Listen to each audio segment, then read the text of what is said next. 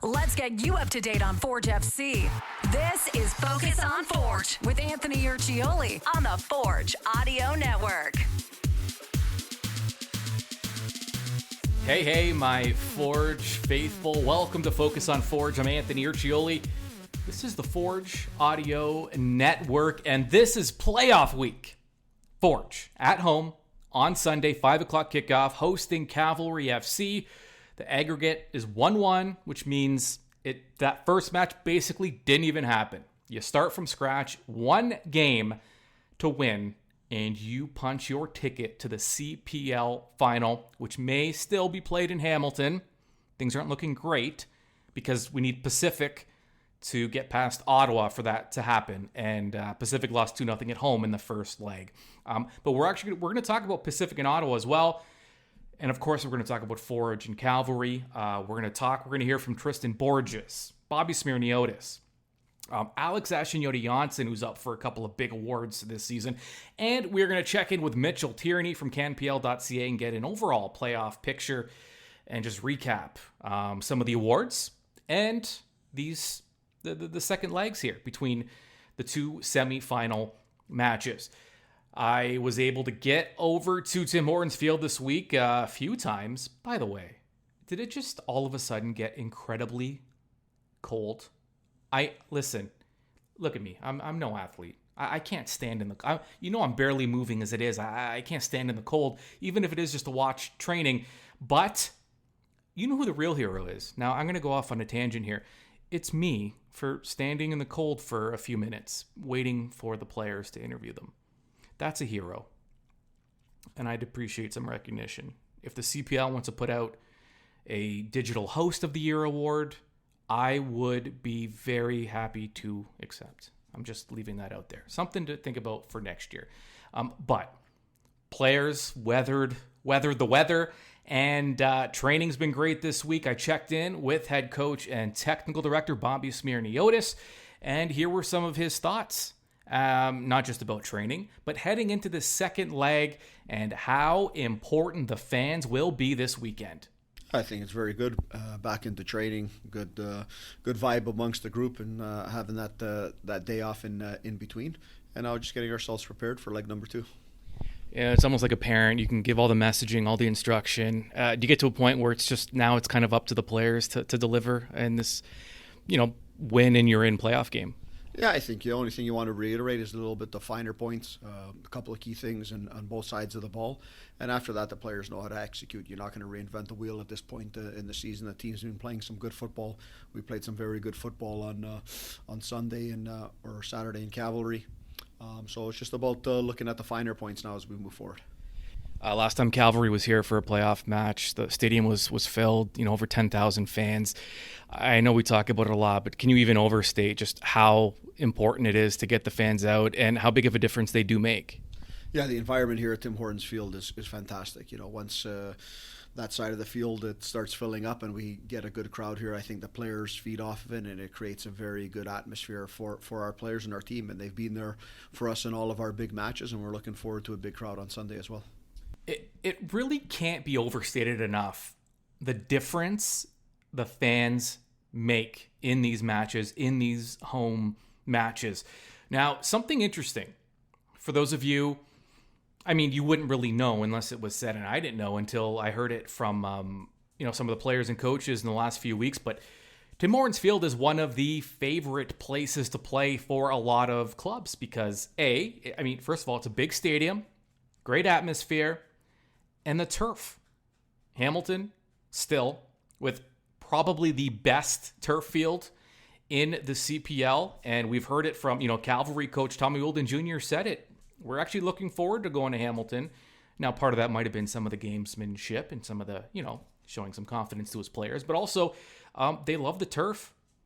They love the quality of the turf. And they also like the dimensions. Tim Hortons Field has one of the bigger pitches in the league. And for some clubs that like a little more space when they operate, Tim Hortons Field fits that perfectly. And it fits no one better than Forge, who play this type of game that is conducive to success and speed and tempo and ball movement and space at Tim Hortons Field. So Forge, obviously happy to be home. But it is, the top stadium in the CPL right now. And that will be the site of the second leg of the semifinal between Cavalry and Forge. Tristan Borgers, he said it so many times this year, but I asked him to repeat it because it needs to be repeated. When the fans show up in Hamilton, the last time, by the way, Cavalry and Forge played in a playoff match at Tim Hortons Field, well over 10,000 fans. Place was rocking. And we have the opportunity to do that again this weekend, Sunday at 5 o'clock. Tickets on sale, forgefc.ca/tickets. You can be part of history. Playoff action at Tim Hortons Field. Here's Tristan Borgers just talking about what it means to him and the club to have a full house at Tim Hortons Field. It's good. It's good. Obviously, it was good for us to at least come out with a tie in that game, but I think just us as a team, we felt ready going into that game. And I think, the morale is obviously, it's really, really good. It's the best time of the year for us. We worked all year for this, and we know how important the games are, obviously, but so far it's going well. Anything surprise you in the way Calgary played last match? They were sitting back a little, playing on the counter. Is that what you expected? Or? Yeah, nothing different. Same team. So, as an attacking club, how do you balance that? A club kind of, preying on mistakes. It's you still want to play your game. So how do you kind of balance that?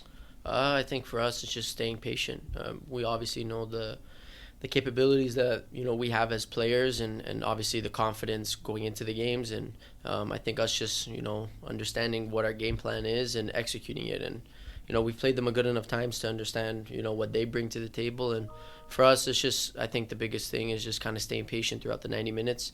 As you can see, whenever we play them, there might be a goal that comes in the first minute, or there might be a goal that comes in the 90th minute, right? So it's just about staying intact the whole game, which is, I know for sure we will be.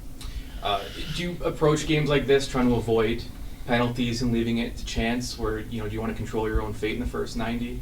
Of course. I mean, when you go to penalties, you're playing with luck, and obviously we wanna deal with it in the 90 minutes that are played. But for us, it's just kind of going half by half, and we'll focus by that. How did it feel getting back into the game after missing a couple? Because not for injury or any reason like that, but I guess there was some card trouble there. So just getting back into action. Did it feel like you've been off for a couple games? To be honest with you, didn't really think about it that much. I think just seeing the intensity of how training's been the past couple weeks, I think kind of got caught up in just staying sharp and just knowing it's the end of the season. And I think going into the game, just I kind of had a little reminder that I haven't really played a game in a couple weeks. But to be honest with you, I felt comfortable. I felt confident on the ball. Last time Cavalry played a playoff match here, there was more than 10,000 fans. And can you overstate even just how important it is to get the fans in the stadium and cheering you guys on? Yeah, I think the fans know my feelings of playing at home. I love playing at home in front of the the best fans in the league. I always say it, and obviously it's really, really nice to be able to play the second leg at home, to kind of have that upper hand. And after I think us kind of doing what we did already there, just coming back with that tie, kind of having the momentum going into this game, playing at home, I think it's obviously important. For us, it's just we understand what we need to do, and obviously having the fans supporting us at home is a huge thing, and we just want to be able to advance to the finals for them. Can't be said enough. It is impossible to overstate. Something else that can't be overstated. It's my expertly done segue. Alex Achinioti-Jönsson's contributions to Forge FC this year. Take a step back and actually put a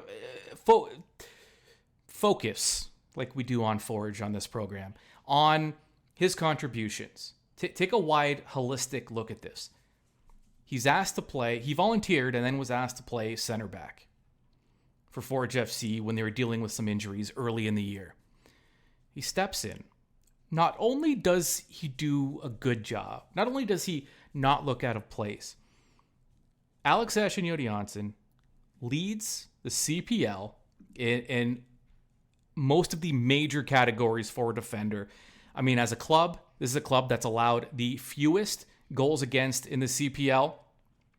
He leads the league in the passing category. Alex Achinioti-Jönsson has made 1,996 passes this year. Almost 2,000 passes from Alex just in the regular season. That's just in 28 matches. So leads the league there. 9 blocks, 29 interceptions, 49 clearances, 31 aerial duels won, for the most by far. The most of any Forge player this season. I mentioned the club with the lowest goals against this year. He's played the full 90 minutes. Sometimes he'll be asked to bump up to his natural midfield position. But listen, I mean, at a place that doesn't do it justice. Alex Achinioti-Jönsson, in my bias, but also unbiased. I promise you, I'm not just saying this because the Forge connection here, but in my opinion, Double AJ is the best defender, has been the best defender in the Canadian Premier League this year, and it's been an ongoing joke because if you call him a defender or a center back, he'll correct you and say, no, I'm a midfielder. But it's just for him to be nominated for Defender of the Year. I caught up with Alex after the announcement was made, and here's what he had to say. Alex, the sport can surprise us sometimes. Did you ever think that you'd be up for a Defender of the Year award as a natural midfielder? No, I can't say it crossed my mind earlier years. But I think I've had an okay season, and I'm grateful for whatever to come. You're downplaying it a bit. It wasn't an okay season. I mean, you led the league in a lot of the major stats, and you played so much, and played so many 90-minute matches. I mean, just when you think back of this season, I mean, I don't know. What are your thoughts? I mean, how do you summarize this year for you as a defender? It's tough to say. We've had a bunch of injuries, so we've had to swap out the back line a lot, and I think we've done an excellent job still. We've conceded the least goals, tied for the most clean sheets, so I think we've gotten it to work still. But season's had ups and downs. So, but I think it's been a teaching experience. It's been good. The team's attack, it's unique in the fact that it's a ball possession club. A lot of time with the ball on the front foot. For a defender to get as many touches as you did, as many passes as you did, is there a way to explain that? How that ended up happening that way? No, I think that's the philosophy of the club and Bobby's philosophy as a coach. We play possession-driven football, and we've seen that we build out even this pressure, and we try to keep the ball and tire out our opponents. So I think that's just a result of the kind of football the club wants to play. Okay, now looking ahead to this weekend now, Cavalry coming to Hamilton. Last time they were here for a playoff match, there was over 10,000 fans, and it was loud. Can you even overstate just how much it helps the club to have a full house and to have a rocking crowd cheering you guys on? No, I can't really. It's amazing. You guys have been here, have been amazing all year, and I'm sure Hamilton will turn up for this playoff game. They always do for the important games, so it's going to be fun. I don't know if you picked up on me. I was trying to get him to be less humble. I was trying to steer him in a more, not steer him, but I wanted him to be a little like, yeah, I was great this year. I did a fantastic job this year, but he wouldn't bite. My expert interview skills were not enough to penetrate Alex Achinioti-Jönsson's humbleness during that interview. But listen, regardless, the accolades are there individually and as a team, and so it all kind of speaks for itself. He doesn't need to, but we'll give him the credit if he doesn't want to put it upon himself. All right, there's Alex. Now let's take a look at the Canadian Premier League playoffs as a whole. Both semi-final matches, not just Forge and Cavalry, but also Ottawa and Pacific. And to do that, we bring in our friend Mitchell Tierney of CanPL.ca. All right, Mitch, the ongoing kind of joke this season with Alex Achinioti-Jönsson is, even when he was referred to as a center back or a defender, he'd always correct us and say, no, I'm a midfielder playing center back or playing as a defender. It's wild to think that he's up and has a very good chance of being named Defender of the Year. It's something that even he could have just never predicted early in the season. Yeah, I don't think anyone, him included, would have predicted how long he would have been in that position this year. Obviously, we knew Krutzen's injury was going to be longer term, but I don't think anyone expected him to step into that position and be as good as he has been and as consistent as he has been. And yeah, I think there's so much to like about his game, between, his ability to distribute, which obviously he gets as a midfielder to move the ball forward in this Forge side. But I mean, again, his defensive ability is excellent. Winning the ball in the air, winning it on the ground, everything that you want from a modern center back, he fully embodies that. So yeah, I think it is hilarious. I mean, if he does end up winning the Defender of the Year, I think that unfortunately puts his case for being a midfielder to bed. He's at least got to sort of consider himself, maybe put the slash in midfielder / defender. But it is just a funny set of circumstances, considering, again, it's not the position he'd love to be playing, but obviously Forge fans and Forge love that he's playing there and the way he has been playing there this season. Yeah, we almost have to come up with a new name for the position for him. And it's interesting too, because the role of a center back on this club, especially if you want to get consistent starts and consistent minutes, is it's one thing to be a great defender, but that's almost the bare minimum on this club, because you also have to be able to play with the ball and create in some ways as well, because of the way Forge wants to attack. Yeah, certainly. And not only that, because of the way we've seen a number of other teams in the Canadian Premier League want to defend this season. It can't just be those attacking players or those midfield players for Forge or anyone else who are engaged in the attack and making those attacking moments happen. It has to be the defenders as well. And we see, obviously Alex with his passing ability, Malik Alabi-Belawu with his ability to dribble and play forward. Those are critical. Those are critical to adding other options. And then at the same time, that makes it sort of difficult for the defenders as well, because they have to constantly be thinking about, okay, if I do go forward here on this dribble and turn over the ball, who's got me covered? What's the next steps here? So it's a very difficult and obviously skillful position to play on any team, and certainly on this Forge team as well. But they have the players to do that, and they've proven that this season. Yeah, the tactical demand, as Bobby likes to call it, is extremely high with Forge, and guys like Alex kind of exemplify that. And versatility is a big thing with this club too, because I mean, how many players have we seen go from, fullback to maybe midfield to center back to winger to attacking midfield? Even strikers playing wing at times. It's just one of those things that once the ball's kicked off, all of these responsibilities are put on, and that can be difficult. But also, if you're a quality player who just has that ability to play in these different kinds of roles, it's kind of fun, because you're getting opportunities that you wouldn't necessarily get with any other club. Yeah, I think so. I mean, that's something I would talk to Alex about specifically as well. As sure, you're playing and listed on the team sheet as a center back, but you get to play almost like a midfielder, because you're on the ball so much. You're doing all of the things that you love to do as a midfielder, in terms of playing those line breaking passes, in terms of getting to dribble and get forward at times. I mean, we saw that.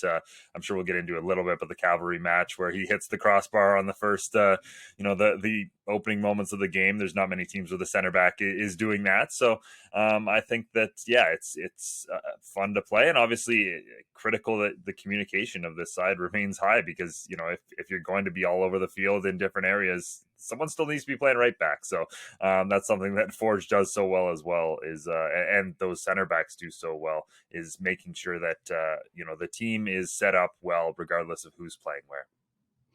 Absolutely. So that opening leg between Cavalry and Forge, I think it surprised a lot of people, in that Cavalry's approach, playing at home, people maybe thought they'd be a little more on the front foot, but they played more of a counter-attacking game. Was that surprising to you?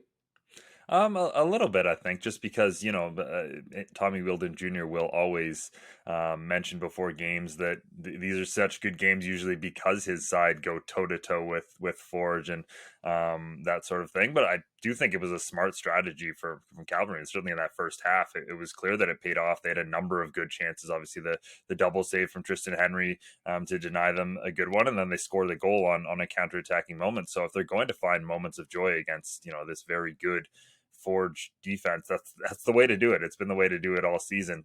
It's certainly not easy, but it is the way to catch them off guard. So I think it's a smart strategy from them, but somewhat surprising, again, considering they're playing at home, considering it's in front of their home fans, and that's not usually the approach of Cavalry Football Club. Yeah, I didn't even bother asking Bobby about it directly, because I don't think he wants to divulge any of his strategic secrets going into this second leg. But if you're Forge, I mean, I cannot see Forge changing their approach to accommodate kind of what the other club is doing. It's not really their style. They like to dictate. But I mean, how do you protect, I guess maybe is a better word, against that counter when you do play the way Forge does? And Cavalry has the quality to not just counter, but counter with some pretty dangerous players. How do you balance those two things?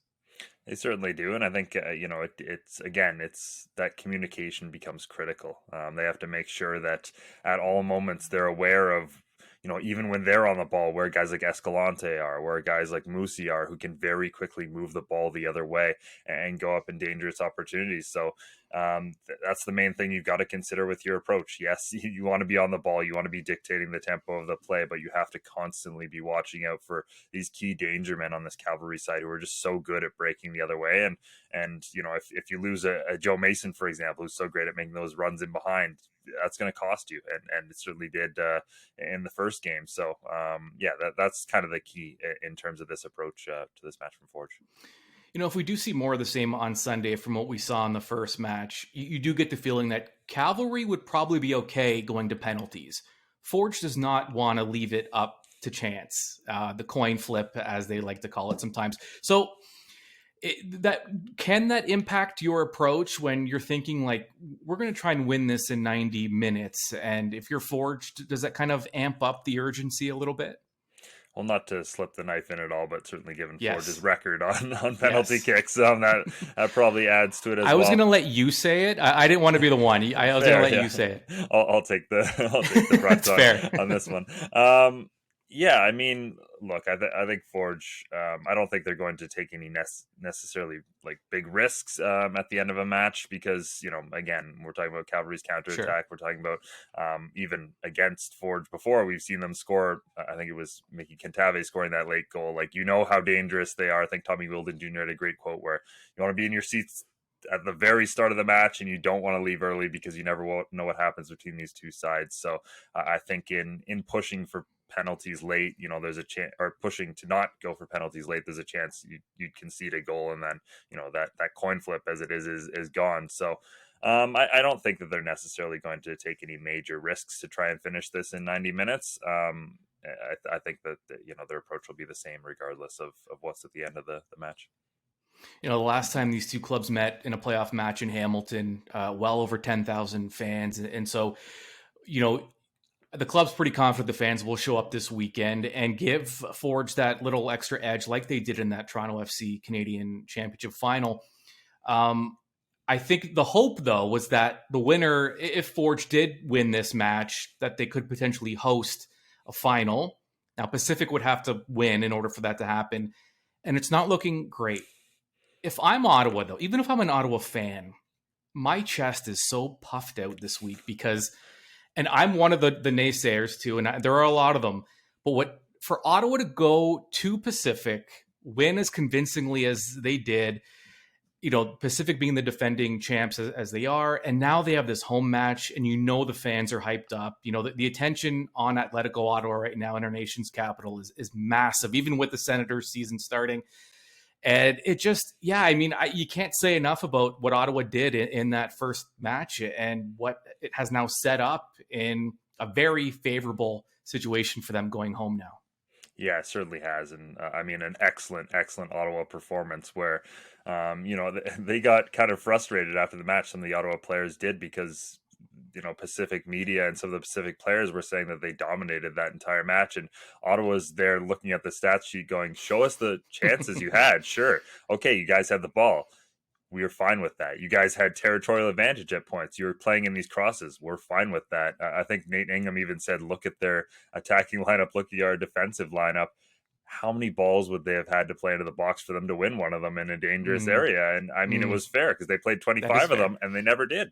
So I think Ottawa's just so comfortable in that defensive position, and they will wait. They will wait for as long as they have to because they know, the other team is going to push a little too hard and make that one slip up. And then they've got those quality players. They've got their Ollie Bassett. They've got their Baloo Tableau who can, they just need one or two chances to link up and they're going to put it in the back of your net. So I think very impressive, obviously, to even get that one goal, but to get the second goal, I mean, Right. that's really where this Atletico Ottawa team is taking that next evolution, I think, in their ability where, they'll slip the knife in, if you want to put that, and then they'll twist it a little bit as well and cause more damage. And, one goal going back to Ottawa, okay, that's maybe possible. And we've seen that turn before. 2 goals is so much more difficult for Pacific because, again, when they're pushing for those goals, Ballou's just waiting. He's waiting for his opportunity to go the other way. And that makes it so much more difficult. Yeah, no, it's funny you mentioned the stats in Ottawa, and what makes them so dangerous is what we've been talking about. It's the constant doubt and the constant not giving them quite enough credit that they feel like they deserve. And it makes, listen, anyone with a chip on their shoulder is dangerous. And you have an entire lineup and a coaching staff and a fan base that is feeling that. And it doesn't matter what they do, they can't seem to get that respect. And that makes them really dangerous going into this second leg. And for Pacific, I mean, do you just throw an all-out attack and hope for the best? Or do you still have to, because as you mentioned, that counter is so dangerous. I would not want to be game planning for Pacific if you're Pacific right now, because it's not a very comfortable position to be in. No, it certainly isn't. I mean, they do have the benefit of they were able to, obviously they lost on penalties, but they were able to turn the tie in Herediano, which was a big result for them in the CONCACAF League, where it's kind of similar situation. They went away down a goal on aggregate, actually went down to 10 men, and were still able to score the goal they needed while defending Herediano's chances. So they actually did a fantastic job in the first match, I thought, until those late moments of really cutting out and taking the sting out of Ottawa's counterattack. So obviously they need to do that and be smart on making sure Ottawa, don't get any free roaming chances forward. But yeah, I think it's throw out all your best attacking players, try your hardest to score as many as you can early and put the pressure on Ottawa, because right now, all the pressure is on Pacific to try and dictate the terms of this game. And Ottawa, if they were comfortable in Pacific sitting back and soaking up pressure, there's no real reason for them to come out of their shell at all in this match. So I think that's what will play out. Yeah, and if nothing else, we should see a match with a lot of scoring opportunities. And that match is before the Forge match, so that match is at 2. So Forge will know whether they have the potential to host a CPL final or not. But yeah, listen, it's a good all-around story for Ottawa. I mean, if you're a neutral fan, if you're a fan of the league, if you're a fan of Canadian soccer, to see what Ottawa's done this season, it's encouraging. And it's encouraging for future expansion clubs that, you don't need, a 5-year rebuild or to start from scratch in order to be competitive in this league. There's so much quality. And that is what I think this league has taught us, is there is so much quality out there that just hasn't been given an opportunity. And in terms of, can this league support more clubs? And, is there a worry about it being too watered down and those kinds of things? I think Ottawa proved that there's plenty to go around. I think Ottawa proved it, but another club that I would point to is actually at the bottom of the table, FC Edmonton, who are a side put together of almost trialists or players from other clubs. And still, despite some very heavy challenges this season and no funding, the talent showed through. Guys like Tobias Warshevsky, Wesley Timoteo, they were excellent all season. And they were able to, by and large, be incredibly competitive all year in all of their matches. And, that was certainly a concern going into the year when everyone looked at their team sheet and everyone looked at, the schedule they had and everything. There was worries about that competitiveness. But if that's the caliber of player and the caliber of team cohesion you're getting from a group that has no resources, imagine, again, what Atletico Group is putting into there, or what Forge puts into their, setups and that funding and the talent, it gets taken to that next level. So that's a story I would honestly point to as very exciting for the level of talent within Canada. Absolutely. All right. Should be an exciting weekend. Mitchell Tierney, I'm sure plenty of playoff content up now and will continue to be uploaded onto CanPL.ca. You can also listen to the Newsroom podcast and get all of your CPL content on a weekly basis. Mitchell, thanks so much as always, and I'm sure we'll talk to you again. Sounds good. Thanks for having me on, Anthony. All right, we shall see how things play out. Exciting Sunday ahead for soccer fan, sport. Even if you're not really a sports or soccer fan, if you're a fan of just big events and being part of big moments in your city, this is it. And Tim Hortons Field is the place to be. 5 o'clock kickoff on Sunday. ForgeFC.ca Tickets. We are not done though. Match day preview will be dropping very shortly. Make sure you subscribe, turn on notifications. Make sure you are in the know wherever, however you may be watching and or listening. So many ways to get your Forge content, and make sure you get it as soon as it drops, because a match day preview is coming up. And we will get even deeper into this second leg matchup between Forge and Cavalry, and 3 keys to the match. If in case the match day preview didn't go deep enough, we will get as deep as possible and analyze and preview that matchup for you between Forge and Cavalry, because it's going to be a great one. Stay tuned for that. I'm Anthony Urciuoli. We will talk to you soon.